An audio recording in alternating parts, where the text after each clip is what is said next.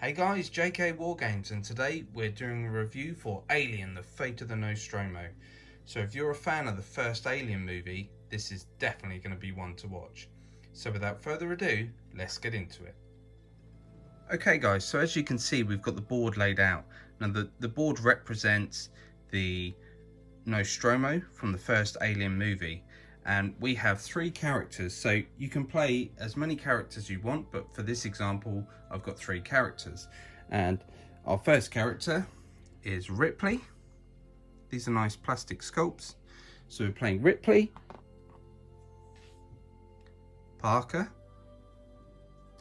and the legend himself, Dallas, who's in a nice kneeling pose. So for each character we get a character board, and as you can see, this is Ripley's board. It says her name, says how many actions she can take. She can have 1 coolant only, coolant canister, they'll be important in a minute, and she can take up to 3 items. So if we pick up an item, we place it on her board. We've got 1 for Parker and 1 for Dallas as well. Now, what we have to do is draw objective cards. So we draw 3 objective cards because we have 3 characters, but we also draw 1 extra. So I'm going to draw 1, 2, 3, 4, and then we look at our objectives. So the first one is shouldn't have landed on this ball. Task, bring a grapple gun to the garage. So you have to complete these 4 tasks, you have to complete, and then you can reveal the final mission, which I'll show you in a minute. So that's our first task. Our second one, where is it? Bring a flashlight to the med bay. So we need to complete that.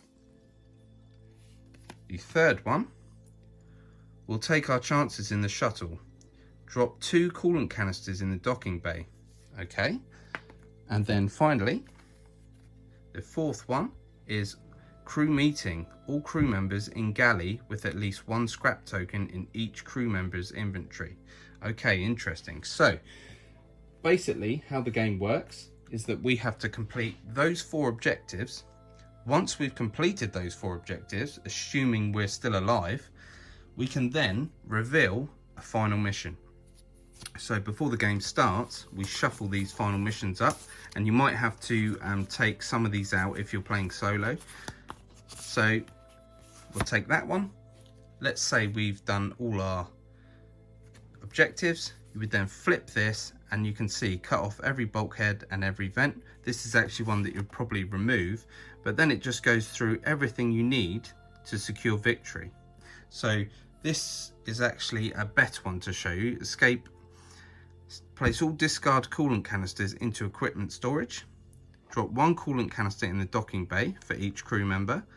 The crew must have a cat carrier and an incinerator in inventory. And then for victory, all crew members must assemble in the docking bay. So you have to complete those 3 objectives to win the whole game. Sounds easy, but it's not. So how do we actually play a turn? So what you can see here is we have some encounter cards, and basically a crew member gets a certain amount of actions. So Ripley gets 4, Parker gets 4, and Dallas gets 5 because he's the captain of the ship. After they've completed their actions, you're going to draw one of these encounter cards for each character. And when you flip one of these, you can see it says quiet docking bay. So what this means is that you would place 2 scrap tokens and a concealed token in the docking bay in that location. This is very important in the left hand corner. This means the alien moves 1 space towards the nearest player, and then if the alien moves into a space with one of our characters, we lose 2 morale. So I love games with morale, and in Alien we get a morale. So if we've got 1 to 3 crew, we start here, and this morale is going to keep going down until you get to crew lost and it's game over. So it really is a battle of keeping your morale as high as possible. So let's take a turn with Ripley. She's got 4 actions, so I can move her. So and you can move one adjacent space. So she's going to move into that hallway. That's 1 action. She's then going to move into here, into the sub-storage. That's 2 actions. You can see a green arrow there. That leads down to here. So drops down the ladder and reveals out into here, into the equipment storage. So she's used 2. She's going to use 3 to go down that ladder, and she ends up here. And for her 4th action, she's going to pick up a coolant canister. Now the reason you'd want to pick up a coolant canister is because you can drop these off to make scrap, and scrap is how you build items which you are going to need to try and defeat the alien. So she's picked that up and it goes on her board, and she's completed her her actions. So she flips an encounter card, and she's got quiet workshop. So we'd put 1 scrap in the workshop and 1 concealed token. So as you can see, we've got our scrap token and we've got our concealed token. So we are putting it, there's already a concealed token in the workshop, therefore we don't place anything, but we do place the scrap. So the scrap goes into the workshop. And Ripley has completed her turn. But we can't forget that the alien moves 1 space, and the alien always starts in its nest down here. So the alien moves 1 space. Pretty simple. Next, we're going to go with Parker. He's got 4 actions. Now you can always, some of them have special actions. So he can spend an action to add 1 scrap to your inventory from the scrap pile. So he's actually going to do that for 1 action. So he gets to generate some scrap, and we put that on Parker's card. Now, if we look here, this is how many scrap we need to build these items. So for a motion detector, we need 2 scrap. If we get a motion detector, we can reveal a concealed token in a room up to 2 spaces away. If the alien is, if it's the alien, place the alien figure in the room and you gain an action. So it can be quite powerful to have a motion detector. An incinerator costs 4 scrap. If the alien is within 3 spaces, send it to its nest. If you do, don't draw an encounter card this turn. Flip after first use, discard upon second use. So an incinerator, like Dallas used in the movie, once you've used this, you flip it, you can use it again, and then it's gone, because it's quite powerful, because you could have the alien up here. Because he's within 3 spaces, you send him all the way back to the nest, and it is really a good thing to do in the game. So we also get a flashlight. Now I like using a flashlight, costs 2 scrap. Whenever you lose morale, reduce the amount lost by 1. So if you lose 2 morale, you're only going to lose 1. A grapple gun costs 3 scrap. If the alien is within 3 spaces, move it up to 3 spaces, and again you can use it twice. 3 scrap, an electric prod. You reduce the amount of morale lost when encountering the alien by 2. And this is definitely one to have, but again, it's quite powerful, so you can only use it twice. A cat carrier is for if you reveal Jonesy the cat. If you don't know what Jonesy the cat is, he was the cat in the movie, and he just made a nuisance of himself. And then obviously you can see a coolant canister here. You can discard this while you're in the workshop to get 2 scrap. And that's why you want to pick them up. And also on here gives us our actions we can perform. So Parker has performed that 1 action. He's now going to move. He's going to move down this way. So that's 2 actions because he used the scrap. Then he's going to go 3. And then he's going to go 4.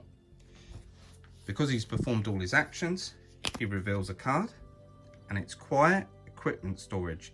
So 2 scrap goes into the equipment storage.